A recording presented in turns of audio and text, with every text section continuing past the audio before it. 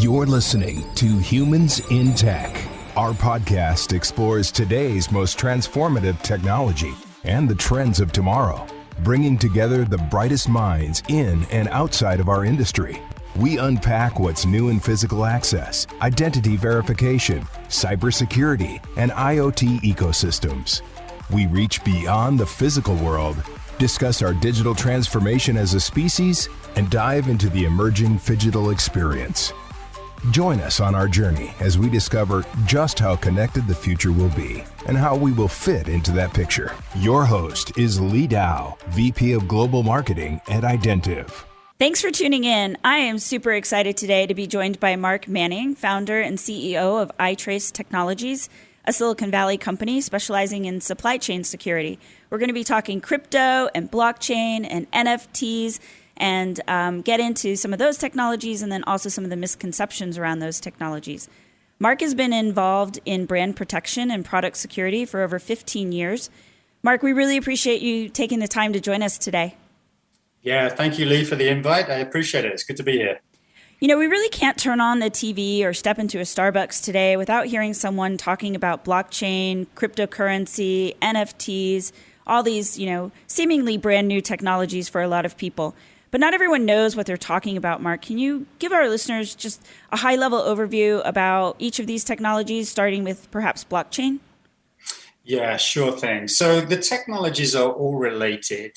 Blockchain is an underlying enabling technology. So think of that as the internet today, where the internet is an underlying enabling technologies for things like email, internet banking, all of the travel websites and that kind of thing that people work with. So blockchain is an underlying technology that enables applications like cryptocurrency and NFT.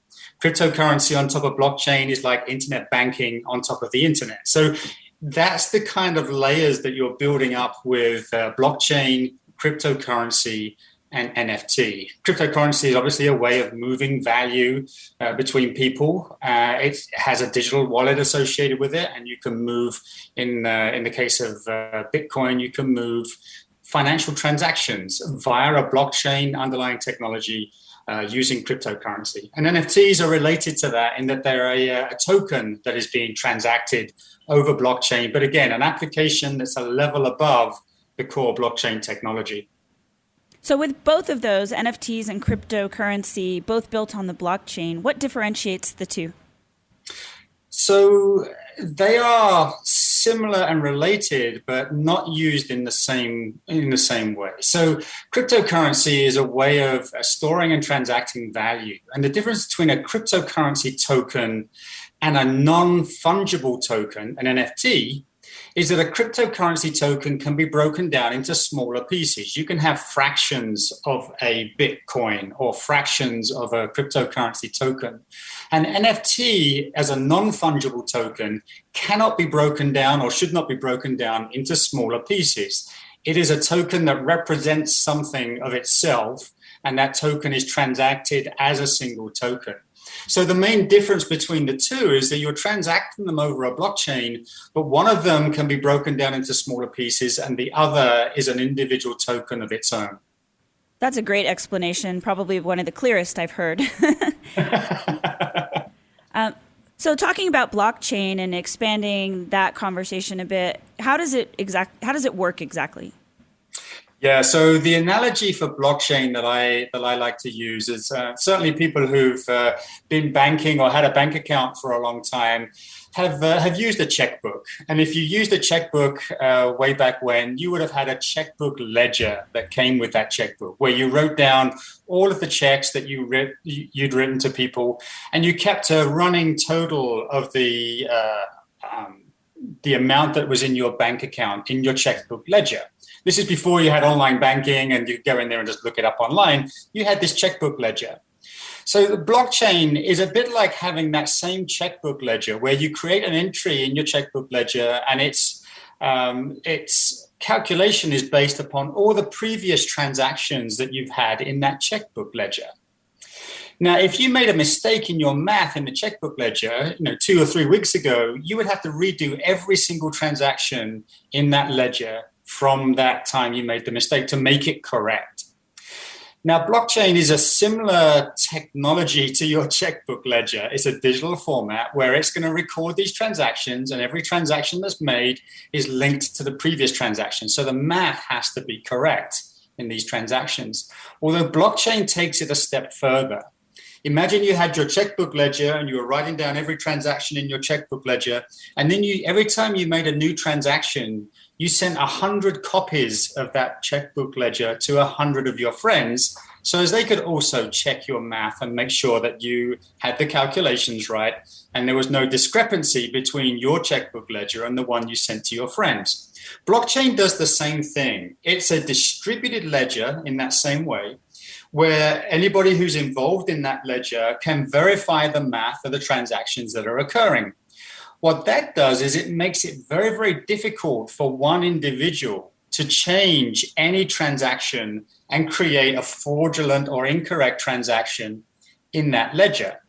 So being able to create what is an immutable record, a record of transactions that cannot be changed without having everybody see the change that was made, or even have consensus that they agree to that change being made.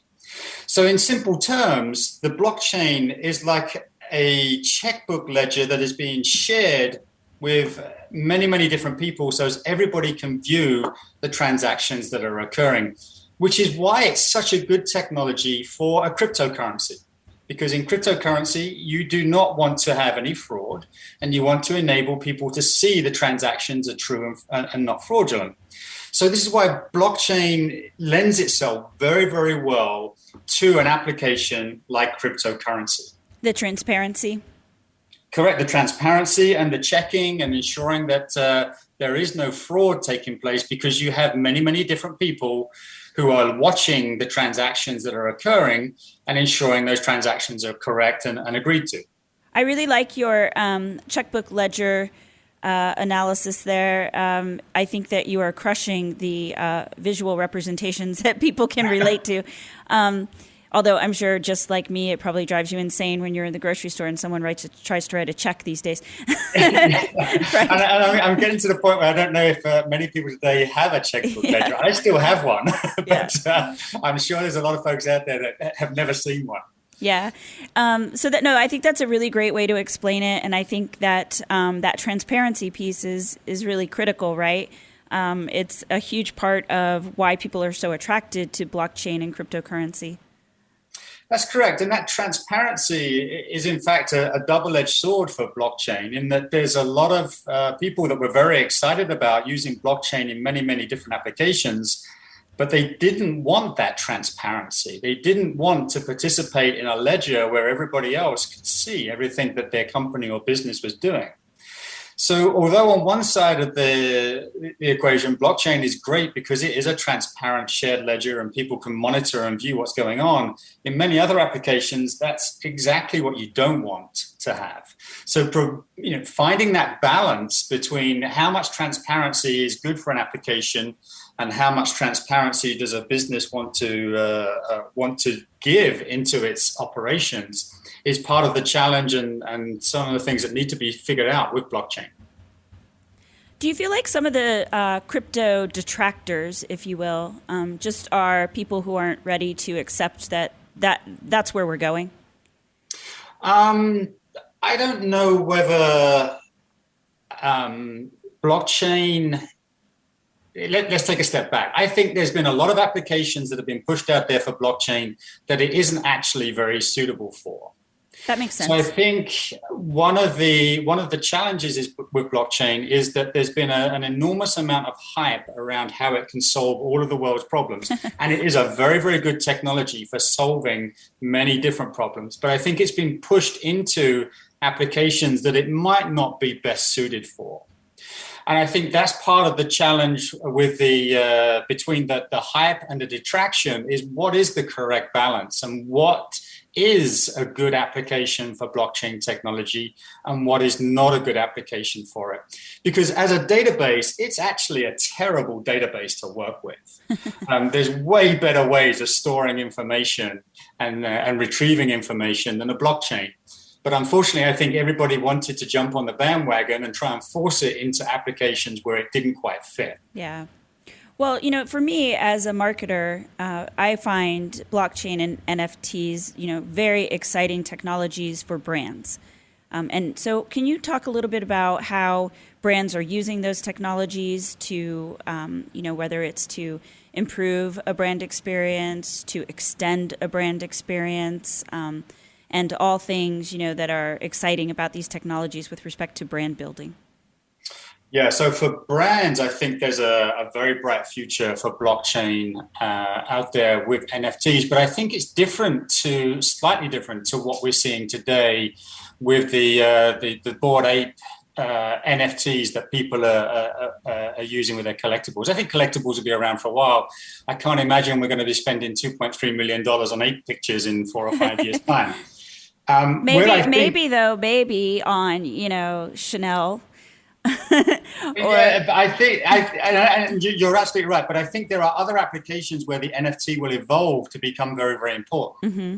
And I think you're pointing towards that with your Chanel analogy, in that if there is a way for a brand to connect a digital experience to a physical product using an NFT, I think there is a great application there for connecting people to their products. And what we're seeing from an application perspective is the provenance of products is becoming very, very important. Where did the product come from? When was it made? Who has handled that product? Who has even owned that product previously?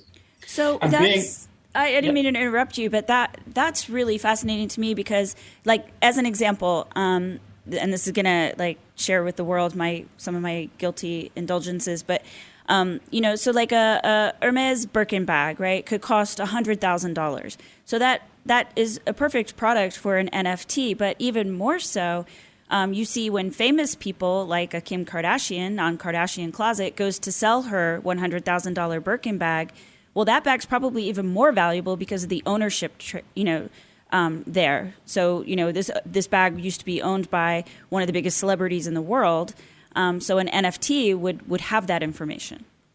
Yeah, so exactly right. So that NFT now is containing all of the history and provenance of that physical item.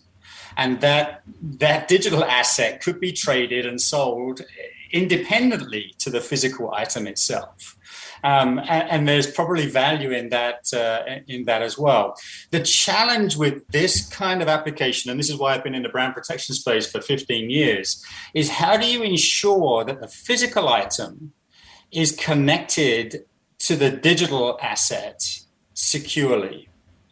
And there's technologies out there that are evolving to be able to do this today. Not all technologies are going to be suitable for this. Barcodes, QR codes, and the things that we're seeing today as the digital asset connection are not secure enough and not suitable for making that connection between a physical item and the digital ledger. But there are technologies out there that are doing that. Aside from the fashion accessory and the luxury goods, we're seeing this kind of application become important in industries like aerospace, where an aircraft part can be installed on 4 or 5 different aircraft over a lifespan of 15 to 20 years. So how do you ensure that the information about the provenance of that aircraft part is related to the part that a person has in their hand? When you pull up to a gate, or when you get on your plane to fly home from a conference, and you hear the pilot come on and say, "Hey, we're going to be stuck here for another 30 minutes. We need to swap out a part." It's very, very likely that part is not brand new. That part is a used and refurbished Exactly. part. I worked in aerospace for 7 years. Yeah, so I know. You're familiar with this. So now the value of that used part on the marketplace, on the aerospace marketplace, is going to be much, much greater if there is an accurate and full provenance of that aircraft part. You know which aircraft it's been on, which aircraft company it's been used with, when was it maintained, when was it refurbished, how many cycles has it been through. So that information now adds value to that aircraft part, and that aircraft part will have more value on the marketplace. You have 2 parts in front of you. One has a full provenance history about it, and you know everything about that part, and the other has been taken off of some plane in Africa, you may find that the part with the provenance is going to be of higher value to you. That's interesting because that kind of information is, as you can imagine, meticulously tracked for like an aircraft engine, but not necessarily for every single component. That's correct. And it's meticulously tracked with paper today. Correct. Yeah. Exactly. And there has to be a better way than a paper hang tag wired onto a part, right? Right. So that's where the NFT and connecting the NFT to that physical item in a secure way is the what we would like to call the boring business application that is today being seen with a Bored Ape picture on the internet. The Bored Ape picture is the same application, but the value is different for a Bored Ape picture as it would be for the provenance of an aircraft part. Right. Well, the part that's interesting to me about, bringing the industrial application to it, mentioning aerospace, is that if you think about, because of some of my roles when I was working in aerospace, I would be on the distribution list for the incident reports. So whenever there's like any kind of catastrophic error that happens in aviation, and almost always it's a compounding error.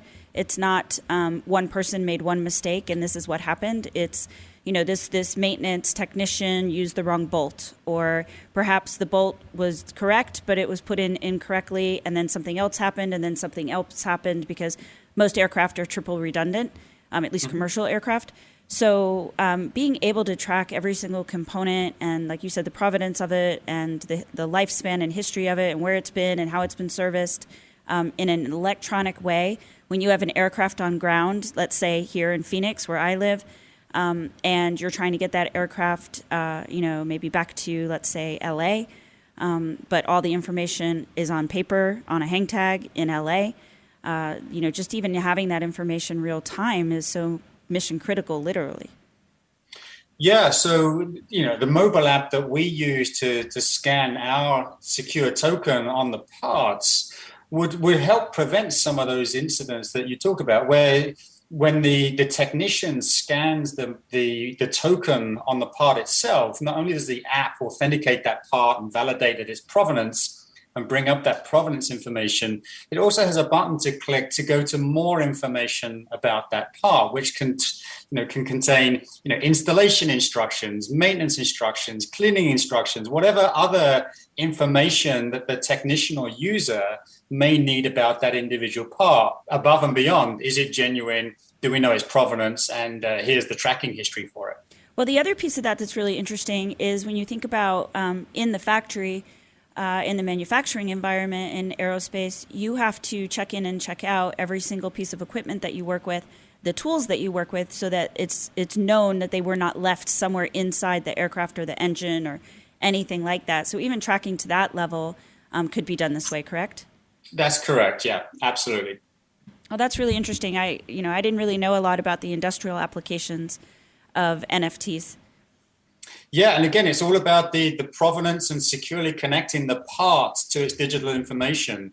The NFT is just a token that's stored on a ledger. The important part is, how do you ensure that information relates to the part in your hand? So above and beyond, again, in the future, I think that people aren't going to even talk about blockchain and NFTs. They're going to be talking about the applications that are just using those technologies to enable a safer flying experience or an easier maintenance experience on an aircraft or anything else that they're using. Well, you are definitely in a very exciting and constantly evolving industry. So what is iTRACE's role in blockchain technology? So again, we're blockchain agnostic. We use blockchain for where we think it's appropriate and where our customers would like to use it, but we also use traditional standard databases. So our role in the blockchain world is to connect very, very securely that physical item to its digital twin or its digital ledger components, the tokens. So our role is to provide that secure connection to ensure that the product is authentic and genuine and its provenance is known and guaranteed. And that starts off at the factory where the product is made. So being able to secure the production environment and use blockchain or other technologies to record the birth of a component or part or assembly or product, and record that information in a secure way, again, either on a blockchain, digital ledger, or other database. So we are that secure component securing the physical world to its digital twin via blockchain or other database technologies. Can you explain digital twin for our listeners? I think a lot of people hear that phrase, but they don't really know what it means. Yeah, so a digital twin is very, very simply an NFT that is related and directly connected to a physical item. So I think you can, almost use the two terms interchangeably. An NFT is a token that is secured or related to a physical item. So that NFT can be described as its digital twin. Loosely, any data that is securely connected to a physical item would be the digital twin information about that physical item itself. Thank you. I know I hear that phrase quite a bit, and I know whenever I hear it mentioned, there's always, people who get it and people who it's never been explained to before. For sure. Yeah. For sure. What industries today seem to be the most aggressive in really leveraging blockchain technology? Yeah, so aerospace, we've done some work with Honeywell Aerospace. My old employer. Yes, specifically for their used parts marketplace. So they've been very aggressive in their use of blockchain technology to provide parts provenance. And that parts provenance is something that has become important to them as they have a multi-billion-dollar used and refurbished aircraft parts business. So provenance of aircraft parts obviously is important to them. The other one that we're working on actively right now is a joint venture between iTRACE and an organization called the Futurist Institute. The Futurist Institute does business analysis and market and commodity analysis, and they are a professional body that issues professional certifications. So we're working with them to ensure the authenticity of their professional certifications. And that involves making sure that the certificate that is issued to a person is not being reused or fraudulently used by somebody else. So the way we're doing that with the joint venture is that we're able to record the issuance of that certificate or certification onto the blockchain, and that certification is then registered to an individual whose identity can be confirmed. What that helps prevent is people claiming that they're a futurist, a certified futurist, and that would work for any kind of professional body, CPAs, doctors, dentists, anyone that has a professional certification or even degrees and that kind of thing, that allows people to be able to verify and validate those certifications with a simple mobile application that will scan the certification and authenticate it using a blockchain and a mobile app. Now, the reason the blockchain is important in this application is kind of related to the fraudulent activities that occurred around the college entrance scams that were going on, where people were being paid to falsify qualifications and people's experiences. So being able to provide this kind of application to a university to prevent somebody being paid to change someone's qualifications or certifications is why blockchain is very, very important in that application.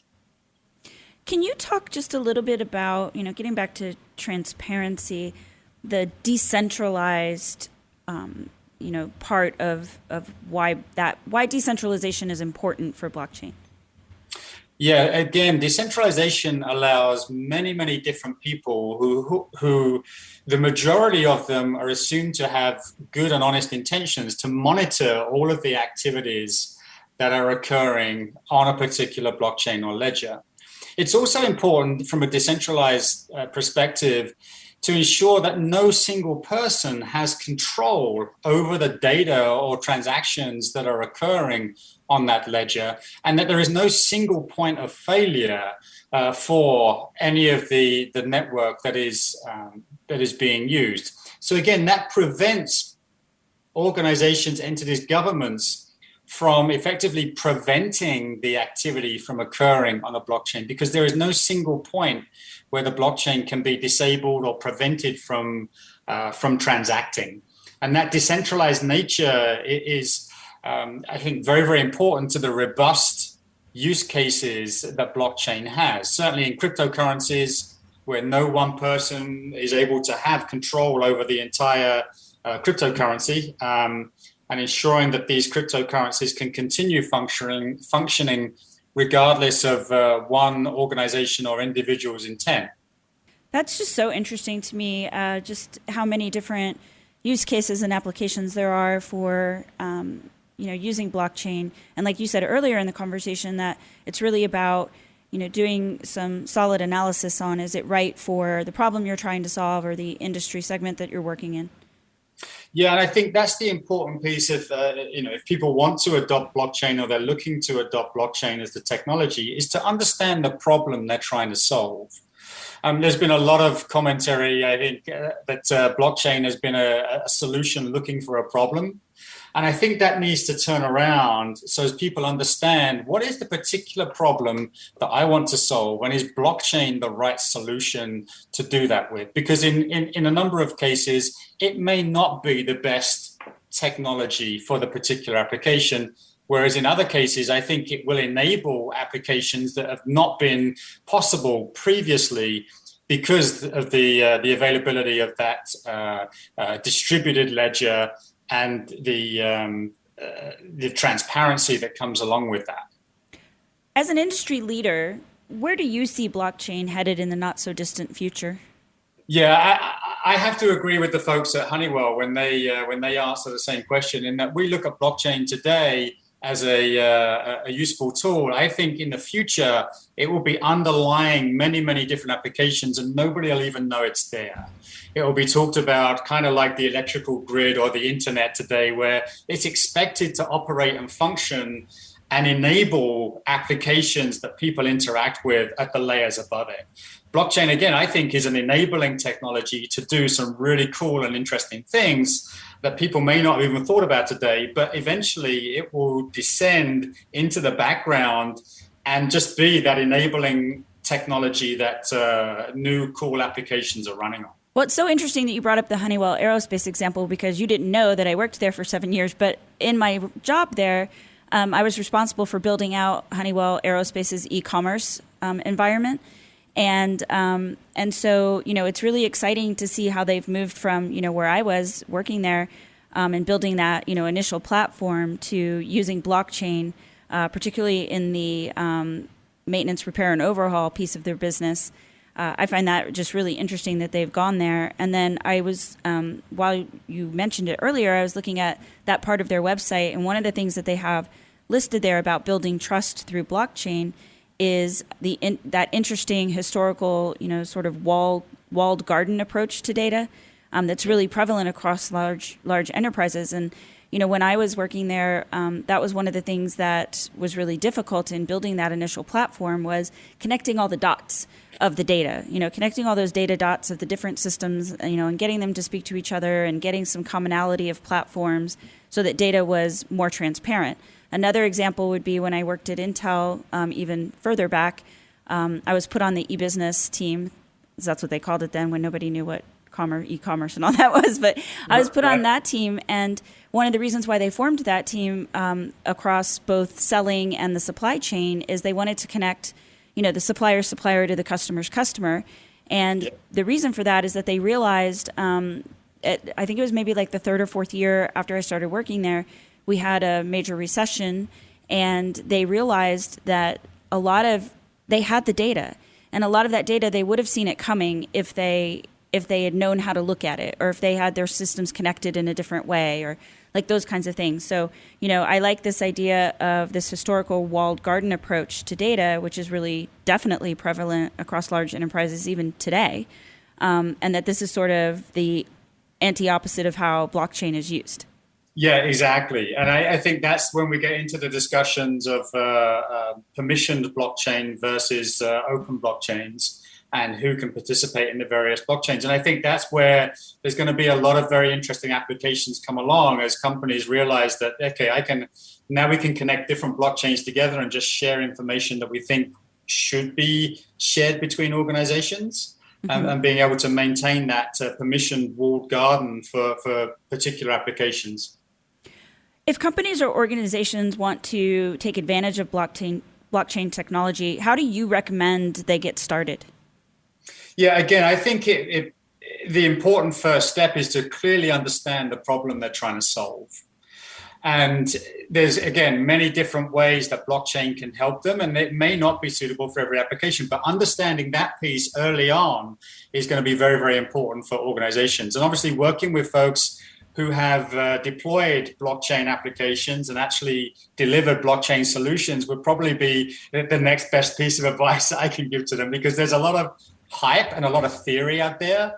And I think the practice is probably harder to find than the hype and the theory. So ensuring that you have teams, partners, or organizations around that have worked with these applications, understand the nuances of using blockchain in particular applications, and can help guide the discussion around, is this the right solution and how should that solution work? What if I'm a student? If I'm a student who's interested in crypto or blockchain or NFTs, what are some of the things that I should be considering studying? Yeah, I think that's a great question. And I would recommend doing exactly what I did about 6 years ago, which was go download or go get yourself a little computer and download a blockchain application and build a blockchain application for yourself and see what's inside it. That to me was the most valuable experience, because I was reading and hearing all about what blockchain could do and the wonderful things, that it was going to solve for the world. And it wasn't until I actually downloaded it, took a look under the hood and figured out, well, this isn't complicated. This does these particular things very well, and here's how we can build applications around it. That gave me the clearest understanding of how this thing would fit into the world and how people could use it for their benefit, as opposed to, the thousands of blockchain companies that were hyped up 4 or 5 years ago right. and no longer exist. Right. There's the same as the .com bubble back in the day. Exactly. And if you look at the .com bubble, you think about companies like pets.com, they were ahead of their time. Those kind of e-commerce grocery delivery applications are commonplace and everybody uses them today. But back then with pets.com, it's like, oh, well, that's new. And they just couldn't quite get the business model right. And the infrastructure wasn't necessarily there for them at the time. But that didn't mean it was a bad application. It's so funny that you just dropped a pets.com reference on me, because I actually just referenced that yesterday to someone I was speaking with in our Santa Ana office, because I was talking about how when all of that was happening, I was working at Intel in Silicon Valley. And I remember being a bit jealous of all my friends who, were becoming millionaires. And they would say, but you work at Intel. That's so interesting. I'm like, yeah, it's interesting, but it's not the same kind of environment that you're living in. It's a manufacturing environment. There's a lot of process. It's very process oriented. It's just not the same kind of we don't have a ping pong table. Nobody's riding scooters and bikes around the campus, or that doesn't happen here. And so I remember being a little jealous of them and thinking, maybe I should, go work for one of these companies. And then 6 months later, they were all broke and sleeping on my couch. Yeah, and the same thing has happened in the crypto world. If you look at the guys who left Goldman Sachs for job offers in cryptocurrency companies that then got rescinded 2 weeks later. Yeah. You see the same thing. Yeah, there's a lot of hype. There's a lot of people making a lot of money from a lot of scams. Eventually, it's going to collapse. Yeah. Well, this was just really fascinating. Like I said at the start, I was very excited to speak with you today because I had some fundamental knowledge of these technologies, but I think that you did a really beautiful job of, breaking it down in ways that people who maybe even aren't technology people can really wrap their head around and understand and see how it fits into our everyday world. I appreciate it. Yeah, no, thanks again for inviting me onto the podcast. It's been great chatting with you. Of course. Thanks, Mark. Our new IP-rated contactless smart card reader writer is perfect for clean rooms and industrial facilities. UTrust 3700IG combines the world-class technology of UTrust 3700F with a unique industrial-grade dust-proof, water-resistant enclosure, crafted with polished, high-grade plastics and ultrasonic welded seams. It stays clean inside and out. Learn more at identiv.com. Eliminate the risk of data breaches, phishing, password theft, and replay attacks with hardened multi-factor authentication cybersecurity. Passwordless logins are simple and secure with UTrust FIDO2 NFC Plus security keys. Insert the device, tap the button, and get secure access. It really is that easy. Learn more at identiv.com. Physical security, identity verification, the IoT. The hyperconnectivity of our lives will only grow more pervasive as technology becomes more automated and experiences more augmented. It's up to us to preserve our humanity and use new tools and trends for good. The only question is, are we up for the challenge?